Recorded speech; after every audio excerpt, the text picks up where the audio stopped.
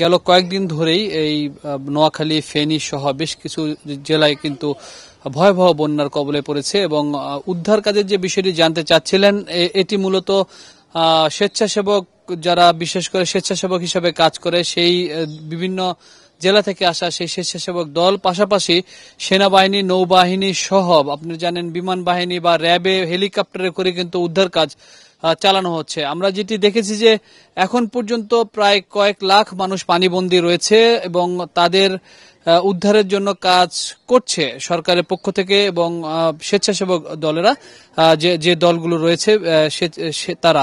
এবং মূলত বড় সমস্যা হয়েছে যেটি জেনেছি যে ফেনীতে মূলত পরশুরাম এবং ফুলগাজী এলাকাতে, সেই এলাকাতে ভয়াবহ অবস্থা। সেখানে এখন পর্যন্ত যে শতভাগ উদ্ধার কাজের জন্য কাজ করতে পারছে সেটি সম্ভব হচ্ছে না, কারণ ওটা অনেকটা প্রত্যন্ত একটি এলাকা। চরম দুর্ভোগের মধ্যে বিপর্যয় অবস্থা এই নোয়াখালী সহ পুরো যে কয়েকটি জেলা বন্যাগ্রস্ত হয়েছে, সব মানুষরাই কিন্তু ঠিক একই রকম ভোগান্তির মধ্য দিয়ে দিন পার করছে। খাদ্য সংকট বা ত্রাণের সংকট সেটি কিন্তু এই বন্যা তো আমরা লক্ষ্য করছি। যদিও আমরা দেখছি যে বিভিন্ন এলাকা থেকে ট্রাকে ট্রাকে করে ত্রাণ আসছে, তবে সেটি একটি সমন্বিতভাবে নির্দিষ্ট জায়গায় বা একটি ঠিকঠাক মতো পৌঁছে দেওয়ার ক্ষেত্রে কিন্তু কিছুটা ব্যাহত হতে হচ্ছে। এবং একটি বিষয় সেটি হলো যে এবারের এই বন্যাটি আসলে নোয়াখালী এবং ফেনীবাসীর জন্য একটি বলা চলে যে বিপর্যয় ডেকে এনেছে, কারণ তাদের এই এলাকাতে এই ধরনের বন্যা কিন্তু কখনোই হয়নি, যার ফলে তাদের বন্যার যে প্রস্তুতি সেই প্রস্তুতি কিন্তু তারা নিতে পারেননি।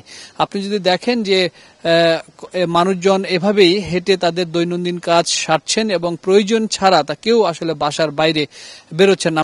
এমন অবস্থার মধ্যে দিয়ে নোয়াখালী এবং ফেনী বাসী তারা কিন্তু দিন পার করছে চরম বিপর্যয়ের মধ্য দিয়ে। আমরা একজন মুরব্বীর সাথে কথা বলি, আসলে তার কাছে একটু জানতে চাই যে মুরব্বী একটু বলবেন যে এরকম পরিস্থিতি আসলে প্রস্তুত ছিলেন কিনা কখনো? আমরা এই ধরনের পরিস্থিতির জন্য কখনো প্রস্তুত ছিলাম না, এবং কি আমাদের 60 বছর বয়সেও এই ধরনের পানি কখনো দেখিনি, এই ফার্স্ট দেখলাম।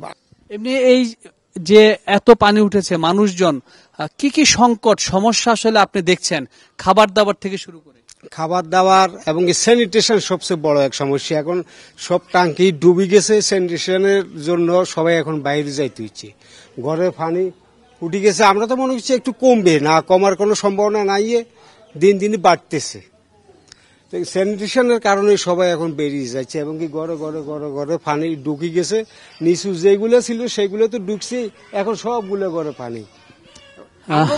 সেটি শুনছিলেন যে নানা সমস্যা আসলে স্যানিটেশন থেকে শুরু করে তাদের দৈনন্দিন রান্না বান্না থেকে শুরু করে সবকিছুর মধ্যেই কিন্তু তারা একটা সমস্যার মধ্যে দিয়ে তারা দিন পার করছে। তাদের বসত বাড়ি থেকে জিনিসপত্র নিয়ে বের হয়ে যাচ্ছে এবং এখানকার মানুষ যেটি বারবার বলছে, এরকম অবস্থায় তারা কখনো পড়েননি এবং তাদের দীর্ঘ 60-70 বছর বয়সও এরকম সংকট তারা দেখেননি, যার ফলশ্রুতিতে এই ধরনের বন্যায় তাদের যে প্রস্তুতি থাকবার কথা সেই প্রস্তুতি কিন্তু তাদের ছিল না এবং এই প্রস্তুতি না থাকার কারণে সংকটটি আরো ভয়াবহ আকার ধারণ করেছে।